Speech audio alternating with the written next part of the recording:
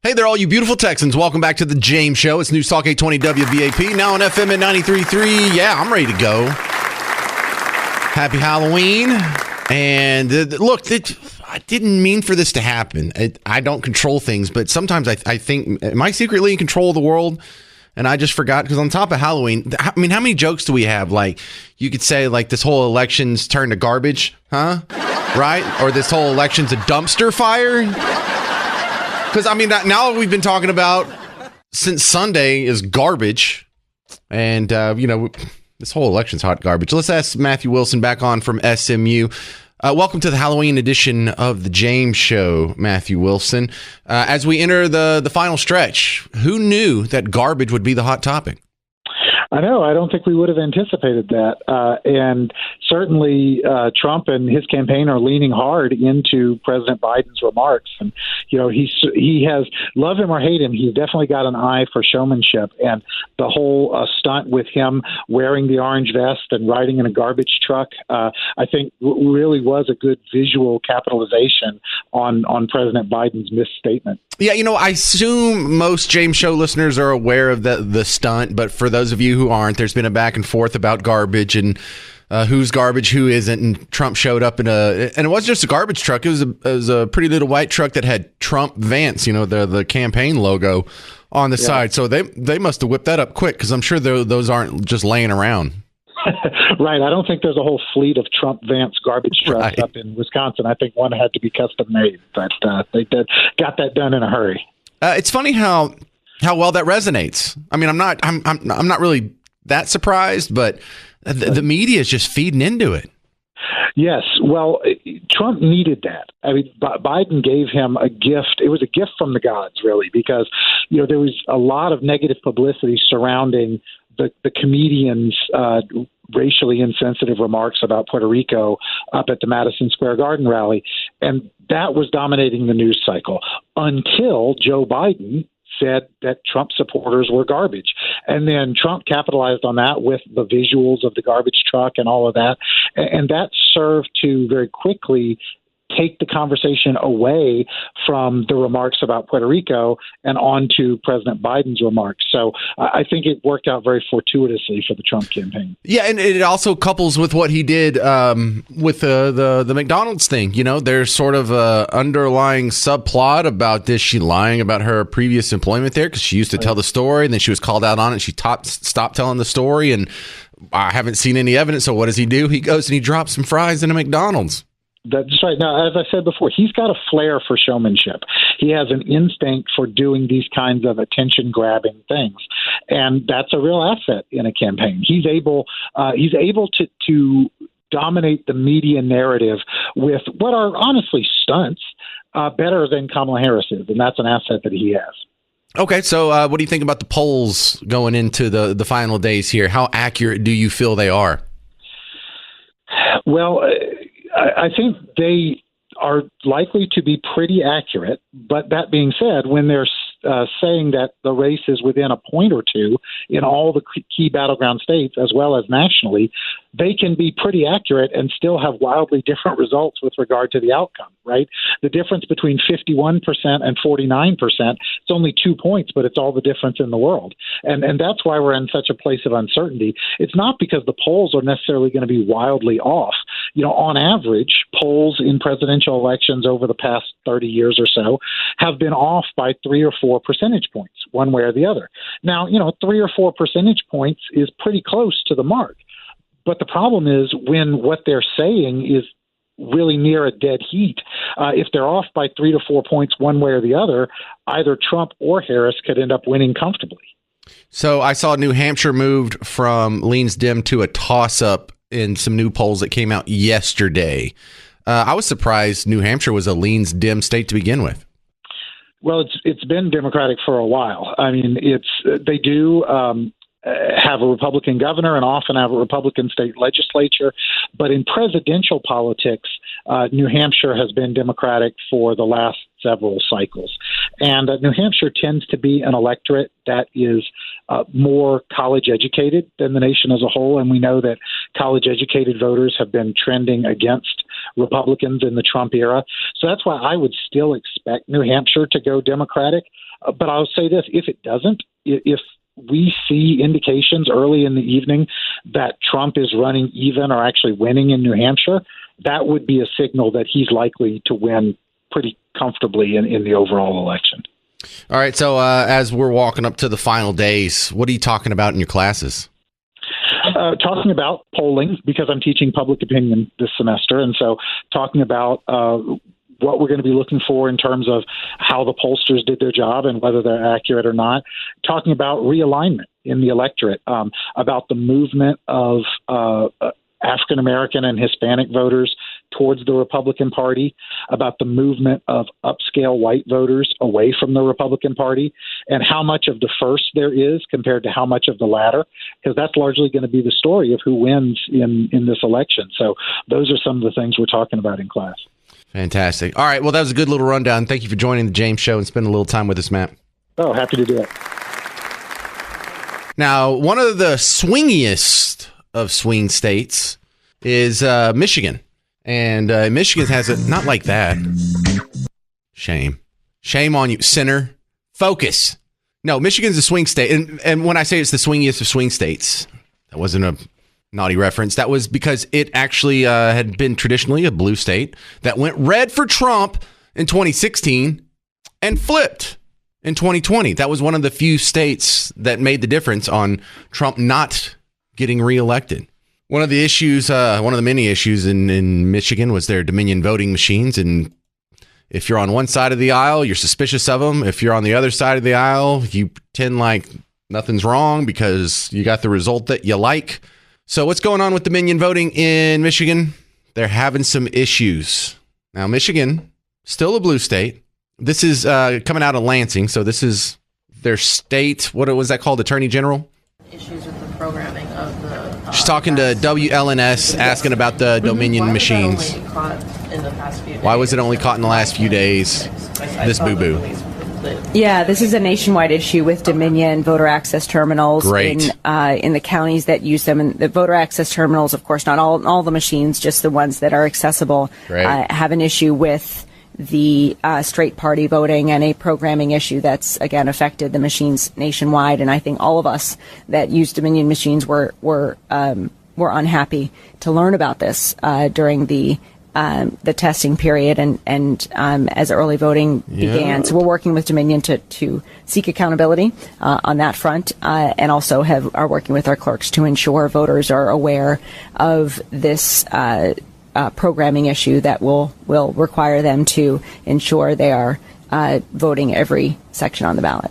There's a national issue with Dominion voting machines, and don't worry, they're just going to issue a patch and it'll all be fine and you don't have to worry about anything. And if you have a predilection, if you have a leaning to be skeptical, there's some fuel for your fire. I do not blame you for being skeptical of the results after all the shenanigans that we've already seen. We saw the ballot box fires in 3 states now, Arizona, Oregon, and Washington State. We've had the illegal voter registration cards that were busted in Pennsylvania. I was telling you about that yesterday. And now in Michigan, another swing state, we have Dominion machines not doing the straight party voting correctly.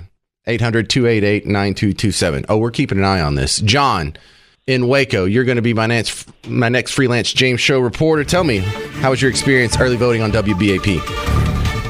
I voted Tuesday in Waco, and there's I'm doing volunteer work for Republicans in McLennan County. There's a very energized volunteer base and also voters. I've never seen it as energized. There's also, over the last year in this campaign, I've seen much more of a presence for Democrats than ever before. So my anecdotal data is yard signs. You do see Harris Waltz yard signs around, and it's kind of surprising because you never saw that on the Democrats down here in Waco. Well, how long have you been in Waco? 1976. I came here from California. Okay. Did you know I was on the radio there like 2015, 2016, 2017? Well, I worked in Virginia for 20 years for the Army as a civilian. So I was there for a while, and that was something I had noticed too. And I have some theories on that, and it's just because I've moved around a little bit and seen this in other towns. What you have in Waco is a town that's about the size of where I'm from, Bug Tussle. I'm Tyler. It's almost exactly the same size, except we don't have a Baylor. And you would say, well, Baylor turned something blue? How would that work? It's like a Baptist college, and it's been there forever, and Waco hasn't historically been blue. Okay, yeah, maybe when we were kids, it wasn't that big of an influence.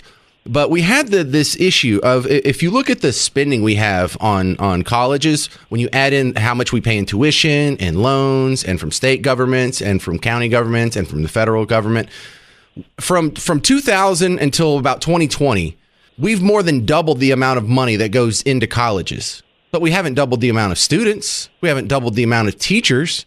You know, we've more than doubled. It's administrators. And almost every single one of those people is a blue voter. And what they have is a blue voting spouse and blue voting kids and blue voting, assistants and staff and people that go along with it. And these people are moved in here. And if you have a giant college like that, that's a good start, because what you also have now is a big DEI policy. And when I was there, that's when the Art Briles, the college coach, got in trouble for like a Me Too thing. Like supposedly his offensive lineman had groped a girl, and he let him play the next Saturday. It's like, well, call the cops. If someone got sexually assaulted, you don't go to his college coach and be like, hey, I think he touched me. Yeah. What's he supposed to do? Call the cops. So, but that was a big firestorm. And when I was there was a whole bunch of protests that they didn't have. They don't have this in Longview. They don't have this in Tyler. They don't have this in like Lufkin, and other similarly sized towns in Texas.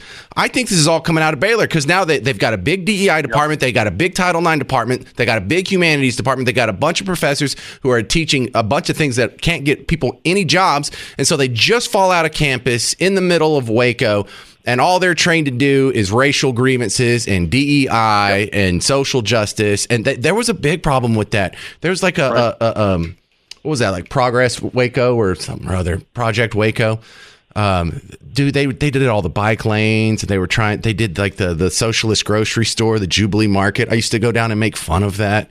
Oh man, that's a weird, wonky place.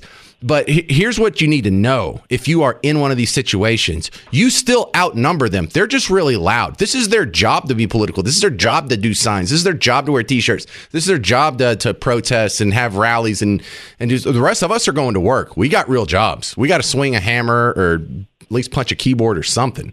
Right. I called in a few weeks ago, and you asked me what I was going to do. I was so upset about Trump getting shot in the head. Yeah. What have you done since? I volunteered with Charlie Kirk's Turning Point Action in Phoenix. I drove from Waco to Phoenix because you really needed a car to go these different neighborhoods. But in my group of about 15 to 20, 10 were from different states. 10 came into Phoenix to work the neighborhoods from California. I couldn't think of them all. Hawaii, Tennessee, Florida, Louisiana, 2 others from Texas. So Phoenix, anyway, it's very energized getting the vote out for Republicans in Phoenix. All right, well, fantastic report. Thank you, John in Waco. Thank you. 800-288-9227. Sorry to go on a tangent about Waco. It's just I know a little bit more about that town than the average bear, and I thought you would find that interesting because we see that happening here.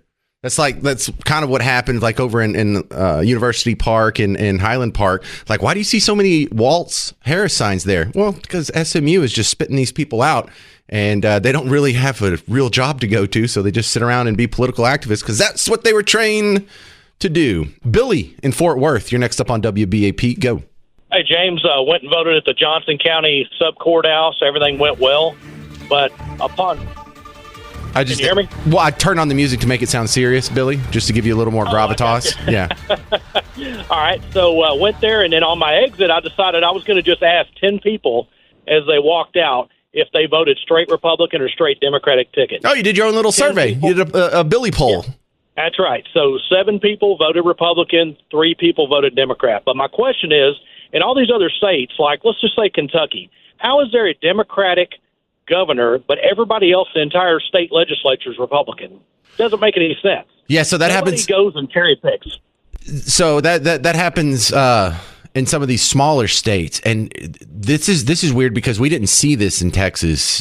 Texas was way ahead of the rest of the country in sort of the map flipping, because the map flipped. The map got totally wiped out once with Nixon, everything went red, and once with Reagan. But before those two big sort of shaking the Etch-a-Sketch elections, the South was traditionally the bluer area, and the Yankee stand was traditionally more Republican.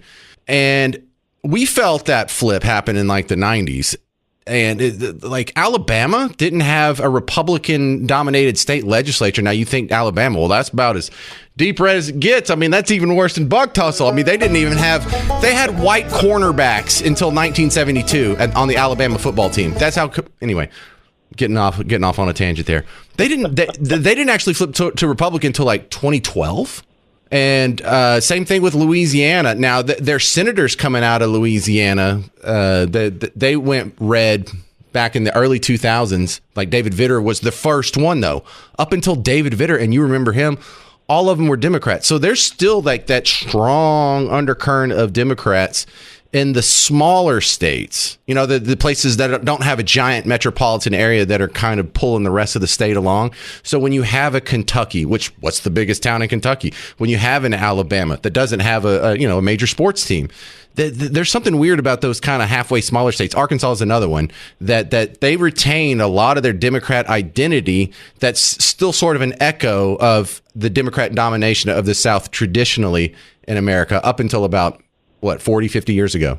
Well, it's just hard to believe that a state would go with Trump and then the down ticket, they're voting, for Democrats for state senator or whatever. It's just really hard to believe that that's the case. Well, what you have is a state that's maybe 55% Republican, 45% Democrat. So if you can, scoot over about 5% of those voters, you can do it. Louisiana until last year had a Democrat governor, and every other statewide election went to a Republican. So it is weird to see, but it happens kind of often. Oh, okay. Well, hey, thanks for answering my question. Appreciate it. Yeah, well, thanks for calling. I appreciate the voting report from Fort Worth and doing your own Billy poll. I like that. Isn't it awkward to ask random strangers about their politics? Billy now knows. You go do it. Like, Sean, you go do it. You just go out on the street and just start asking random people, who you voting for, and see what you get treated like. Because I did that with the microphone after, what was it, like a Mavericks game? When did I go out there? I'm thinking about going last night because it was a Sabrina Carpenter concert. And I just want to ask those people, who's running? Do you even know who's running for president? Do you even know who's on the ticket? And if you don't get it, if you don't understand why the Sabrina Carpenter joke's funny, ask your kid, or with this audience, maybe ask your grandkid. Anybody? No offense. I had a just as another aside before I go to break here, I had a listener say, man, I didn't like you at first, but you kind of grew on me. And I figured out, oh, I understand him now. He's just like my kid. I'm like, just like your kid? I'm 47. I'm almost a 50-year-old man. You're having trouble relating to someone as young as 50? All right, so the latest in Trashgate. Y'all caught up on Trashgate here? This is where it started with the joke at Madison Square Garden from the Kill Tony guy. Hey, I hear there's a big pile of trash, garbage floating out in the Caribbean. Yeah, it's called Puerto Rico. And then for 2 days, you were told anyone who would call people, human beings, garbage is basically a Nazi. And then Joe Biden stepped in a flaming pile of dog poo. Or Puerto Rico, where I'm in my home state of Delaware, they're good, decent, honorable people. The only garbage I see floating out there is his supporters. His demonization of seen as unconscionable, and it's un-American. Yeah, that's right. Here's the original joke. I didn't know I had that so ready. There's a lot going on. Like, I don't know if you guys know this, but there's literally a floating island of garbage in the middle of the ocean right now. Yeah. I think it's called Puerto Rico. It's not bad, is it? It's not bad. So the latest in Garbagegate, Donald Trump pulls up, and he's not in a lowrider. He's not in a McLaren. He's not in a Lambo. He's not in a 2006 Toyota Camry. He's in a garbage truck. So great. So yeah, he shows up in the garbage truck, and it's white, and on the side of it, it has the big Trump Vance logo. And so he shows up, and he gets to say exactly what you hope he would say. I mean, this guy, I don't know if he has better advice or he's just better at listening to advice. But I mean, the marketing genius. This is following up the McDonald's genius move. To begin by saying 250 million Americans are not garbage.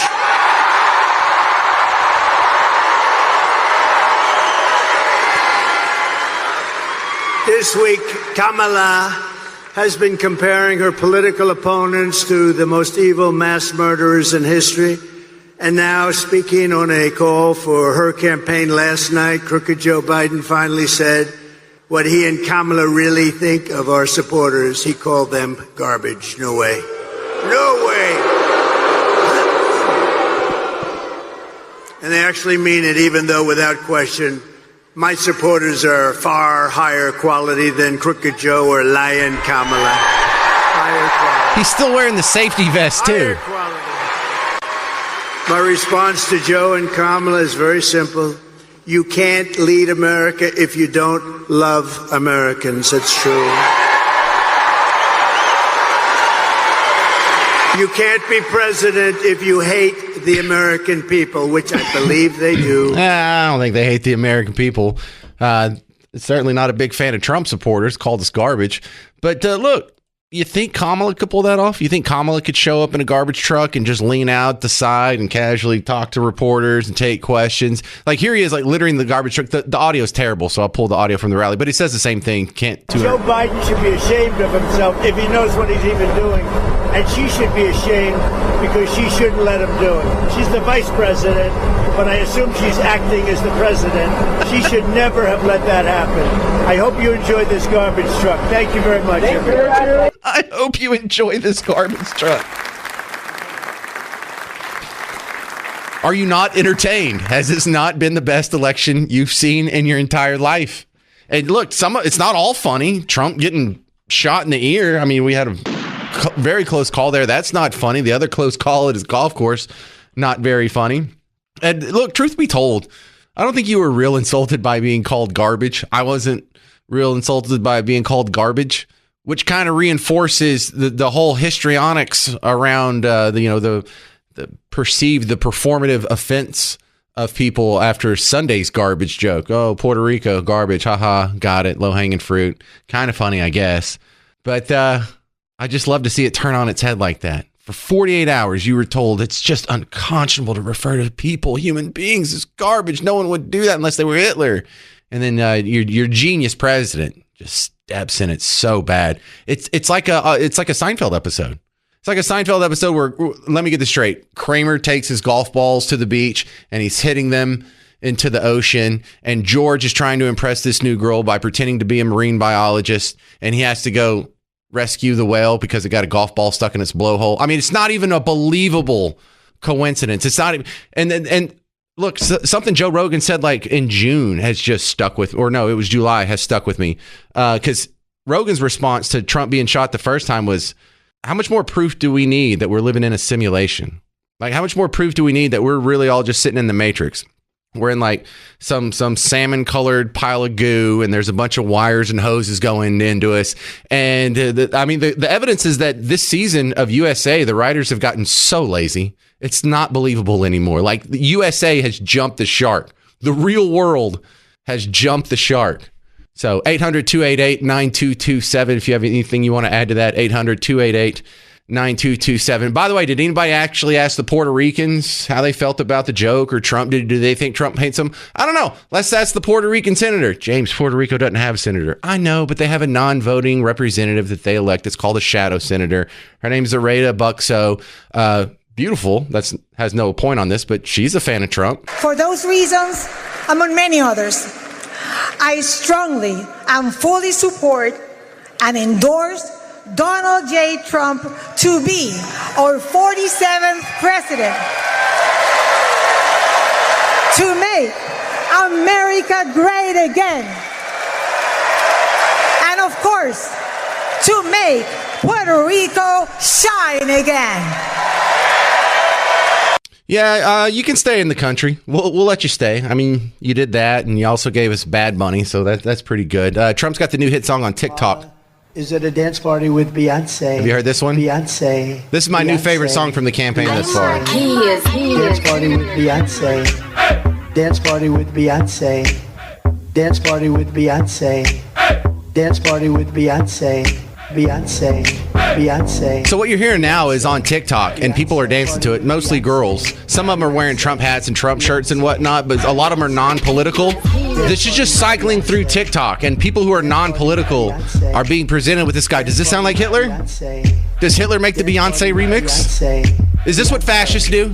Is this what they were doing? I know they were really into their Hugo Boss uniforms and the boots.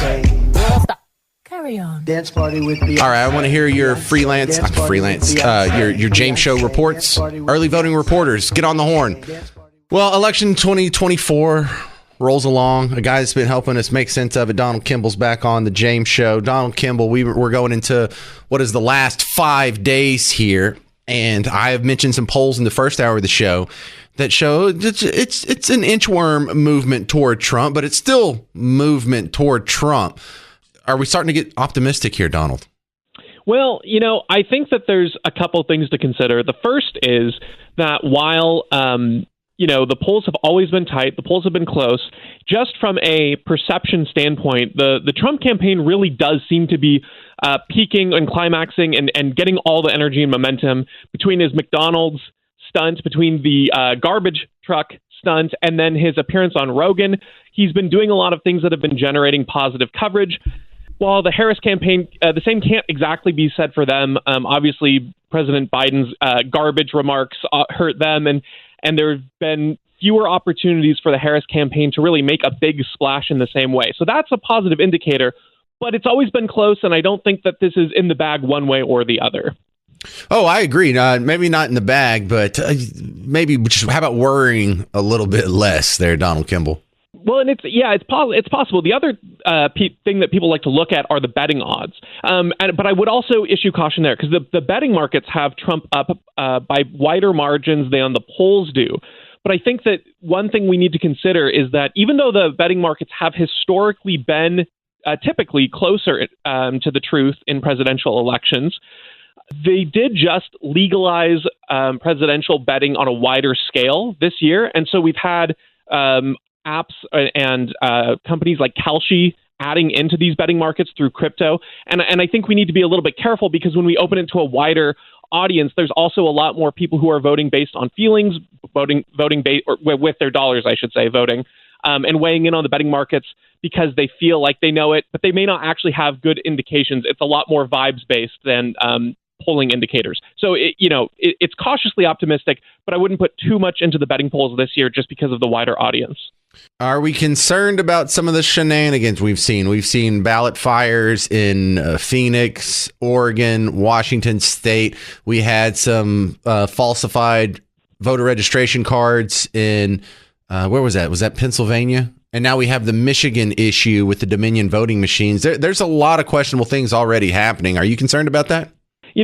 I think that when you ask yourself, is there election fraud? Like, is the number zero? No one can really truly say there's zero election fraud. The question is to what degree? And I think based on some of the oddities from the last cycle, people's alerts are going to be heightened. Your senses are going to be heightened to this, and you're going to be on more of a watch for this sort of thing. So, I think there's reason to be concerned, but it also might be one of those things where because of what was maybe seemingly suspicious last time, people are being extra vigilant now. And so in that respect, maybe we can actually be a little bit more comforted to say that people are actually just looking out for these things more and catching them. Maybe ballot box fires notwithstanding. Very weird story there. Right. Who would even do that? Like, how does that help anybody, the ballot box fire? All right. So, I am so impressed that the garbage thing got turned around, because at the beginning of the week, the garbage thing seemed like something that could be hurting Trump. And here we are on Thursday, and the garbage thing has, between Biden using it and then Trump showing up in the truck, that's actually turned out to be a net positive. Well, it's funny because I think that once again, the media overplayed, the corporate media, I should say, overplayed their hand with the initial Puerto Rican floating island of garbage joke that was made at that rally. It's one of those things where, even if you were offended by the joke, even if it was in poor taste, the media freaked out, decided to call that rally Nazi rally because, a white supremacist group also held a rally there, Madison Square Garden 70, 80 years ago. And I'm sure nothing else has gone on since then. And so the hand-wringing, I think, just seems very disingenuous to people, so that when Biden came out and called his, Trump supporters garbage, and then the media tried to cover that, the White House tried to change the transcript, really all of that played into this narrative of these people are disconnected from what voters actually care about, which is whether they can afford food, whether they're safe in their neighborhoods, whether their kids have opportunities and things like that. All right. So how do they find your work outside of WBAP? KimballDonald.com, or you can follow me on X at Kimball Donald. I appreciate it. Thank you very much. Donald Kimball or Kimball Donald, whichever you prefer. Google will lead you to him. All right, if you got your early voting reports, 800-288-9227. Early voting reporters, you're up next. 800-288-9227. And look, we were kind of hoping that Kamala Harris would be on the Joe Rogan show. Donald Trump did it last week. He sat down for 3 hours, had another conversation. Tim Walz doesn't want to go on. Kamala Harris doesn't want to go on. I'll give you the backstory. Joe Rogan explains how the Kamala guest offer negotiations fell apart. And you know who was on Joe Rogan yesterday? You know him, or know of him, J.D. Vance. Oh, really? So both Trump and his vice president sat down for 3 hours with an interview with a guy who calls himself a Bernie bro. He was a Bernie supporter. He's pretty dedicated lefty. Now, he's sort of politically homeless as far as the party system goes, but that's not friendly territory for Trump or J.D. Vance. They went in there and they did it. Why can't Kamala Harris do it? Why can't even Tim Walz do it? You're going in there with you can't talk to even a registered Democrat, unedited, for 3 hours. You'll get the backstory coming up next, and I do have some clips from Vance on Joe Rogan, but I think you're going to love Joe Rogan's backstory on how the negotiations with the Kamala camp went on the attempt at an interview. That's coming up on the James Show. I'm James Parker. It's News Talk 820 WBAP, now on FM at 93.3. Hey there. Welcome back to the James Show. News Talk 820 WBAP, now on FM at 93.3. No, you do not have to get low this segment. That's just bumper music. Don't get excited. My next guest coming back on the James Show, Scott Bairdell, been pretty essential in helping us make sense of a very funky decision 2024 election season. We've got 5 days to go. How brilliant, from a marketing guy, from a marketing brain, how brilliant is the garbage truck with the Trump Vance logo on it yesterday, Scott? Well, the way they turned that around was pretty brilliant.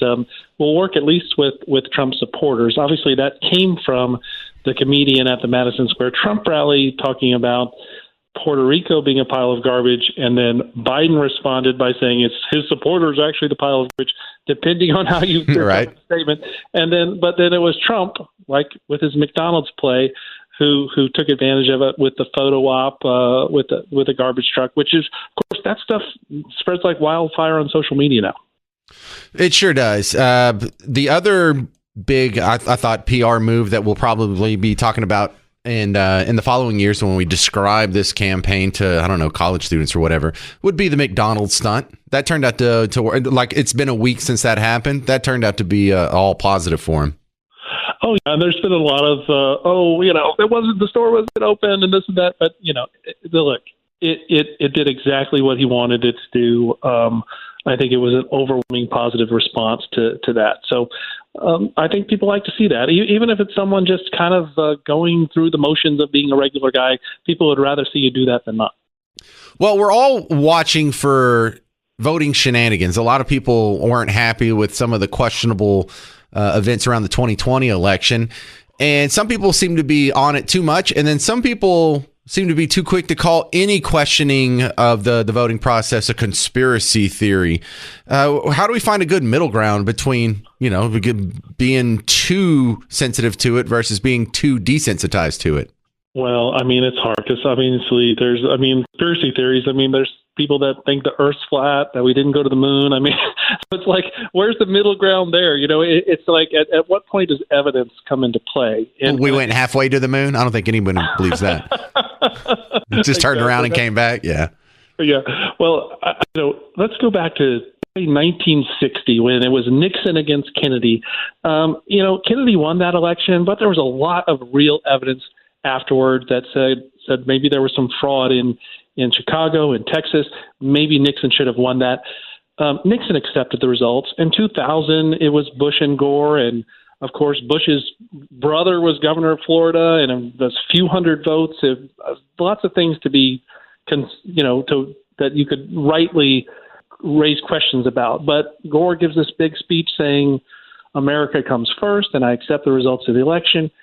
Candidates don't do that anymore. They stoke the fires, and it's not just Trump. Obviously, he's done it, but it's not just Trump. I mean, look what happened in 2016.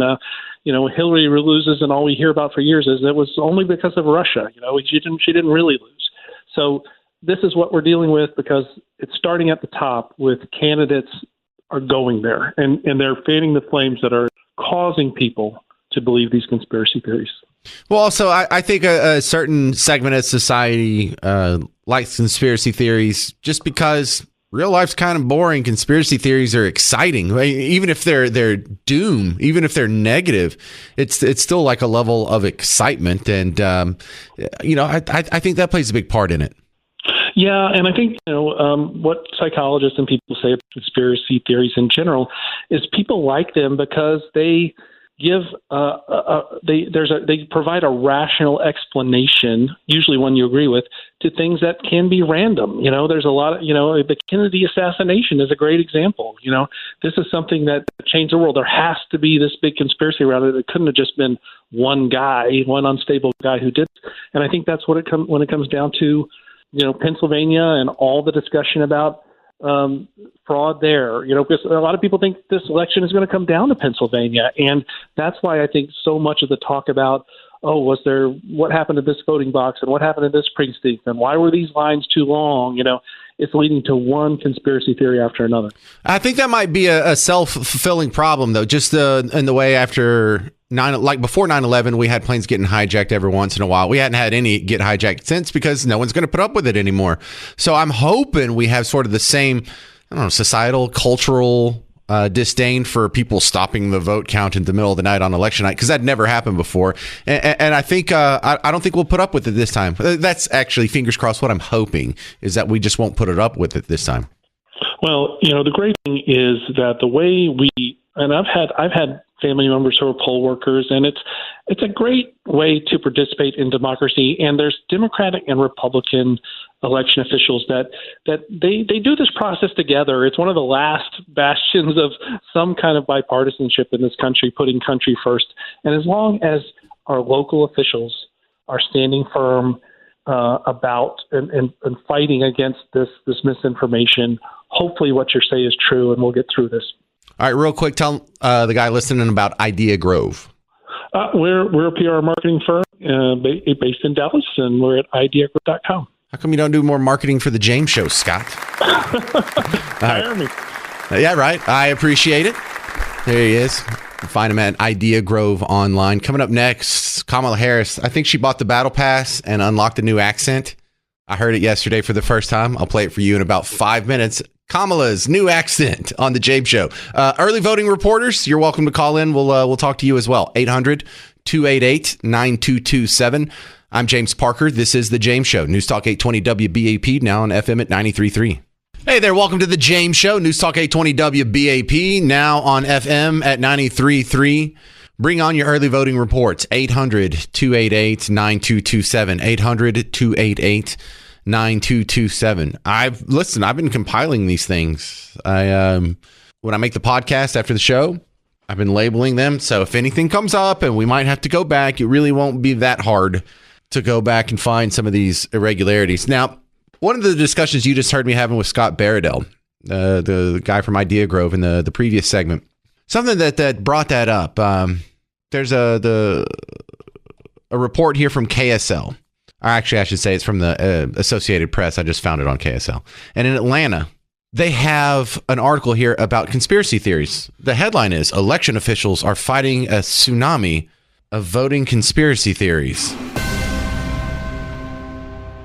So here's the duality of America. Half of America, the blue half of America, reads that and they roll their eyes and they think, oh my God, my MAGA uncle is spouting conspiracy theories again, making stuff up like Obama's birth certificate, or we didn't land on the moon, or the earth is flat, or men can't have babies. But if you're on the other side of the aisle, I hope you're reading this because you know, or you probably assume that your media outlet, unless obviously you specified otherwise, is probably leaning toward Team Blue.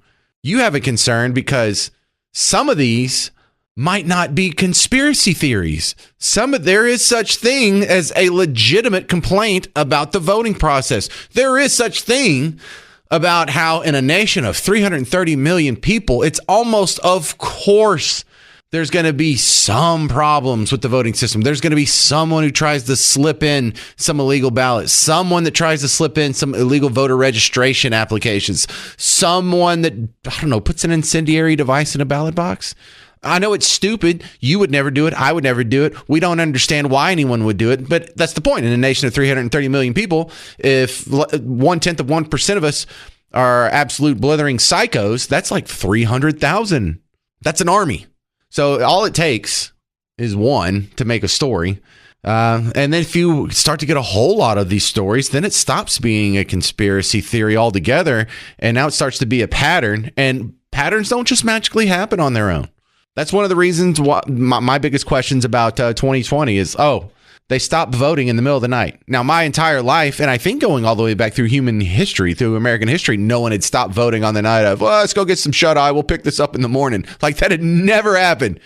And so for it to happen once is understandable. For it to happen in 4 or 5 states, and they're all swing states, and they all went from red to blue, well, that's not believable. Just mathematically speaking, that's not believable. Again, if it just happened in one place and I was like, there's something wrong with that, I don't believe that. I'm totally skeptical. There's no way that's true.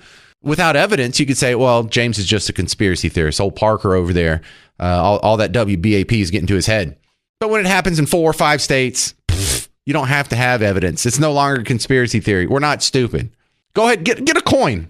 Do you have a coin? You got a quarter in your pocket or in your change console? See if you can coin flip the same thing 5 times in a row. You can, but it might take you a minute. And it's probably not going to happen all specifically on the same day. It's just a magic coincidence. It would have to be a magic coincidence. So what I see in this AP report, here, let me read some of this to you. Among current election conspiracy theories, voting machines reversing votes, more voters registered than people eligible, large numbers of non-citizens voting. Okay, let's go dig into some of that. Number 1, voting machines reversing votes. We're not even done with the election. You haven't even done an investigation. Maybe voting machines have been accused of reversing votes and we don't have the results of the investigation in, but you can't just declare before the election even happens that if anybody says the voting machine is reversing votes, they're a conspiracy theorist. You haven't done an investigation. You're the AP. The rest of the election hadn't even happened yet. How are you dismissing this before it even happens? So that's just logically off the plantation. More voters registered than people eligible. Well, look, there are some issues we're having with voter registration, like in Pennsylvania. More voters registered. I don't think people were griping that more voters were registered than people eligible. People were griping about, hey, we have 2,500 voter registration cards with the same penmanship, with signatures that don't match, with erroneous information. And then the next one, large numbers of non-citizens voting. Why can't you just put non-citizens voting? Oh, that's right. Because in a nation of 330 million people, you're going to accidentally get a non-citizen voting. They just want you to know that even if you do hear a story about that, there's no large numbers of citizen voting. There's no widespread voter fraud, because that's what they talked about for the last 4 years. No, there's all of that's been debunked. They did all the studies and all the court cases and all the research shows that there was no widespread voter fraud or election. Why do you have to use widespread? Why do you have to put that in there? Because if you have to put that adjective in there, you're admitting that there was voter fraud. You're admitting that there was fraudulent ballots. You're admitting that not all the votes were on the up and up. And now it's just a debate of magnitude, not whether or not the election was sketchy. You just like the result. 800-288-9227. I'm going to try and squeeze in Wayne in Little Elm. He was waiting for a long time. Wayne, early voting reports on the James Show. Go. It was fantastic. Denton County, FM 423 at Stonebrook, Frisco. I live in Little Elm. It was 5 minutes. Checked my ID, scanned that. They matched me up against the rolls. They printed my ballot. I went over to the booth, filled it out, put it in the machine. It said A-OK, got my sticker. I was out of there 5 minutes. Fantastic. Run perfectly. That's perfect. That's exactly what we like to hear on the James Show. I appreciate the early voting report. My pleasure. Thank you, Wayne and Little Elm. All right, you can get your report into. It can be that easy. Look, what did that take him, Mike? A minute and a half? 800-288-9227. 800-288-9227. 5 days away from the election. Coming up next, you're going to hear from Aaron Pomerantz from Young Voices talking about the upcoming election on the James Show. I'm James Parker. It's News Talk 820 WBAP, now on FM at 93.3. Happy Halloween, all you beautiful Texans. Welcome back to the James Show. It's News Talk 820 WBAP, now on FM at 93.3. Before we get to my next guest, if you want to call in with your early voting reports, I'm still taking freelance James Show reporters. It's an unpaid position, but it comes with all the glory and prestige of being on WBAP. Call 800-288-9227. 800-288-9227. Chris over on Facebook says, wait till after the election and claim that the machines were hacked. Though they all fought tooth and nail that the voting machines are not connected to the internet. And then there's like a laughing face. I don't know if he agrees with us or he's making fun of us. Are you making fun of us for saying the machines could be hacked or this could be something wrong with the machines? Because y'all mock people for saying that in 2020. And then here we have a couple of issues. We already have, I played earlier in the show, and I said it wrong too. I should have done a correction. It wasn't the Attorney General for Michigan. It was the Secretary of State for Michigan. Jocelyn was saying, we found an error in the Dominion voting machines, and we talked to Dominion, and they promised that they're going to patch it up. They're going to get it fixed, and we'll come back online. Everything will be cool. Nothing to see here. And then over in Colorado, someone what did they put out on the internet all the passwords for the Dominion for the voting machines. So, yeah, questioning voting machines, not a conspiracy theory yet. Can we at least have the election and maybe an investigation before we start being derided as conspiracy theorists? All right, now to my next guest. Aaron Pomerantz is back on. Welcome back, Aaron. Yeah, thanks for having me back. So, seen any good garbage trucks lately? Well, a couple here or there, but nothing really in my corner of Houston, no. I really thought that... after I saw that wouldn't be a bad campaign idea. What if you did just throw on your Trump Vance logo on the garbage trucks in a swing state or in a metropolitan area? That'd probably help. Is that legal? I have no idea if it's legal or not. I think it depends on if it's a private company or whether it's the state paying for the garbage truck.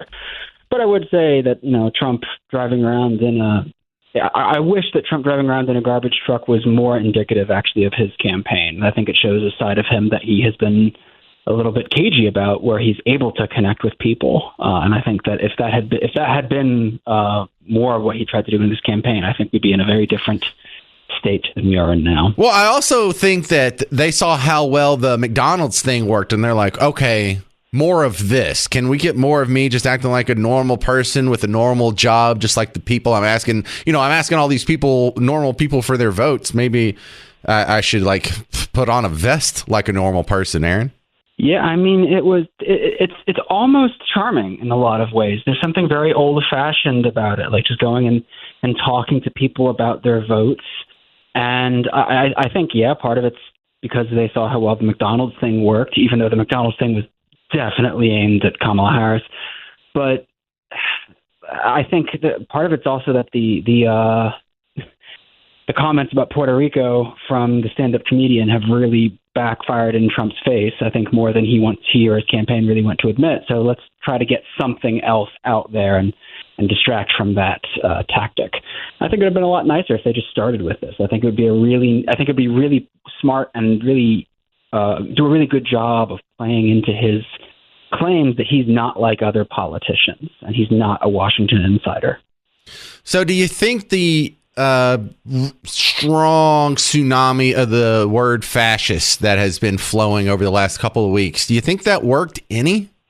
No, I don't. And I think the reason is that, I'm not that old, but I still, but I still remember a marked upswing in the use of that kind of rhetoric. The first presidential election I voted in was Mitt Romney versus Barack Obama, and people were saying Mitt Romney, the most milquetoast, boring Republican, who now everyone loves. At the time, everyone's saying he's basically Hitler. Like, that's the thing. And I'll be honest, there are things that the Trump campaign says, does, and tolerates that I think are very concerning and worth an actual conversation. But the problem is you can't rely on people's goodwill forever and say, this time I mean it. This time I'm serious. I think everyone's just so friggin' exhausted by the constant use of the word fascist, the constant accusations of, racism and authoritarianism, that by the time when something actually problematic comes along, like what we're seeing recently, everyone's goodwill has been burned up and no one wants to give you an ear. So I don't think the fascist thing has really done much. I think maybe Kelly's comments, but I think that's less because he used the word fascist than that he is an insider and he is one of, I think of the most recent numbers, 230 former Trump staffers who are saying, yeah, don't vote for the guy. I don't think it's his use of the term fascist that makes his testimony damaging, though. It's who he is that works there. You think if the Democrats could do it over, they would still go with Kamala after kicking Joe Biden out? I don't think they had any other options. Right? I'd be who would it be? Because that's the same question we had when we were going through it. If not Kamala, who? I think if, I'm not a huge fan of coulda, shoulda, woulda, and I think it's also worth pointing out we don't necessarily know, and we may never know, and we probably will never know what happened behind the scenes here exactly. But I think maybe if Joe Biden had said he wasn't running again, there might have been an out. But, I'm not sure it would have been better, to be honest with you. I think that Kamala is at least paying lip service to things that I don't think, say, Gavin Newsom would have paid lip service to. I think we could have ended up with somebody far more progressive and radical, whereas I think Kamala's problem for her, from a tactical standpoint, is she is trying to reach out to people somewhat across the party lines, but even within her own party, she's trying to unite the far left to your more left-wing centrists, and they're all hating her for it. So I don't know if they'd have gone with Kamala, but I'm not sure they'd have gone with anyone better. I think however this election turns out, I think the Democrats need to take a good long look at their overall strategy and stop relying on, if it weren't for that electoral college, or if it weren't for this, if it weren't for that, we'd be totally in control. It's no, you actually do need to win and compete and try to win elections here. All right, good stuff. Aaron Pomerantz, how do they find your work outside of WBAP? You can find me on Twitter at apom9211. There he is. Thank you very much. Aaron Pomerantz on the James Show again. Real quick, I promised you I unlocked the new Kamala Harris fake accent. This was on the Club Shay Shay show with Shannon Sharp. So, part of what we have to help people understand is don't think you're in Donald Trump's club. You're not. Right. He's not going to be thinking about you. You think he's having you over for dinner? Oh, my God. That is so embarrassing. Oh, you don't know how to conjugate your be verbs all of a sudden? You were raised by an Indian mother in Montreal. You don't have a Southern black accent. Where did that come from? She's making it up. That's like wearing blackface or black voice. Is that a thing? Well, I just made it up. Damn it. 800-288-9227. 800-288-9227. More audio from the campaign trail next on The James Show. It's News Talk 820 WBAP, now on FM at 93.3. Hey there, welcome to The James Show. News Talk 820 WBAP, now on FM at 93.3. Are you excited yet? 5 days away from the election. We've talked a lot about it. You've probably done some things about it, and you may have already early voted, but our job is about to be done here. It's about to be put into the hands of the people who count the ballot, and I'm not too sure these guys are trustworthy after what we've seen in previous elections. I'm sure we're going to have our eye on them, but I'm not 100% sure this is all going to go smooth, but I'll remain optimistic in the meantime, especially looking at the polls. So let's go over this audio I played for you right before we went to break. Shannon Sharp, Club Shay Shay, his podcast. Kamala Harris has done this before. This, and it's not just a black accent; it's a Southern black accent. And hang on, I'll give you my thoughts. Just let me play it again for new people. So, part of what we have to help people understand is don't think you're in Donald Trump's club. You're not. Right.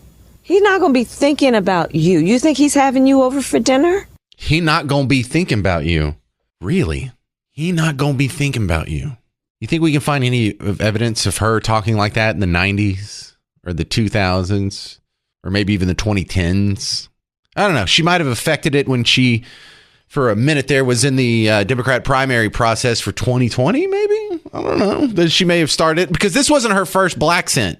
See what I did there? I put the two words together. It's a black scent. But she's done this accent a couple of times here, at least. And so it begs the question, like, well, where did that come from? Well, you know what it came from. I mean, you can kind of guess. She's talking to a black interviewer, and she is assuming that, therefore, there's going to be more likely of black people in the audience, and she's trying to appeal to them. That's part of her appeal. That's the whole reason she's in that seat to begin with.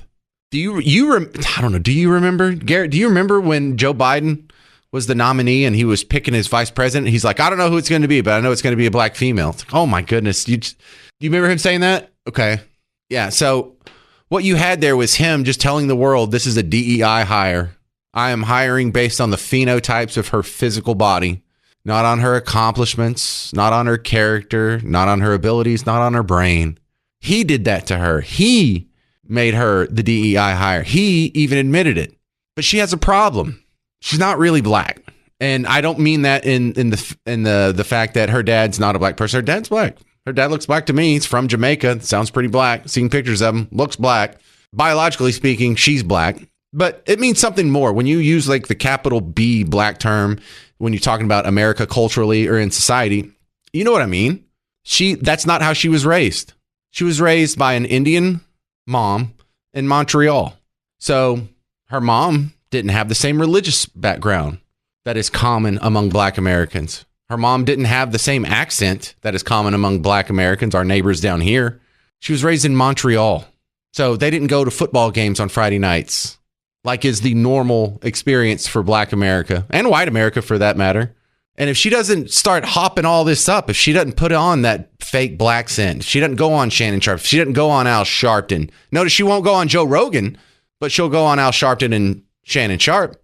Black Americans will start to realize you have more in common with me, black America, than you do Kamala Harris. Who cares if her dad has hair that looks like yours? We had the same experience growing up. We had the same little rough and tumble middle class, if not worse, growing up. We went to football games on Friday. We watched college on Saturday. We watched the Cowboys on Sunday. Even if you're not from here, you watched NFL on Sunday. She didn't. We went to church. We have church holidays. We do the Christmas, the Easter. Did Kamala Harris do that with her Indian grandma in Montreal?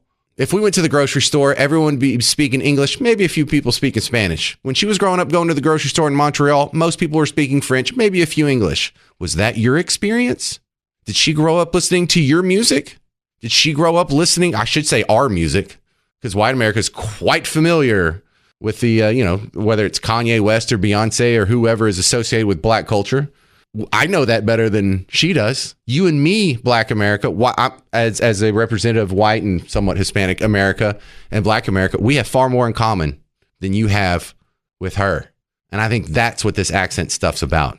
I think that's why she has to lay it on so thick. She knows how to conjugate her be verbs. She doesn't talk like this. She's putting on a show for you. She's putting on a soft shoe, a minstrel show, because she thinks you're dumb enough to fall for it. So part of what we have to help people understand is don't think you're in Donald Trump's club. You're not. Right. He's not going to be thinking about you. You think he's having you over for dinner? You think you're in her club? I don't know. Did you? Maybe you did. Maybe you celebrated Diwali growing up as one of your holidays. You're in my club. Be a lot better as soon as you figure that out and start voting that way too. 800-288-9227. 800-288-9227. Coming up next, Julie Balke from the Balke Group on The James Show. It's News Talk 820 WBAP, now on FM at 93.3.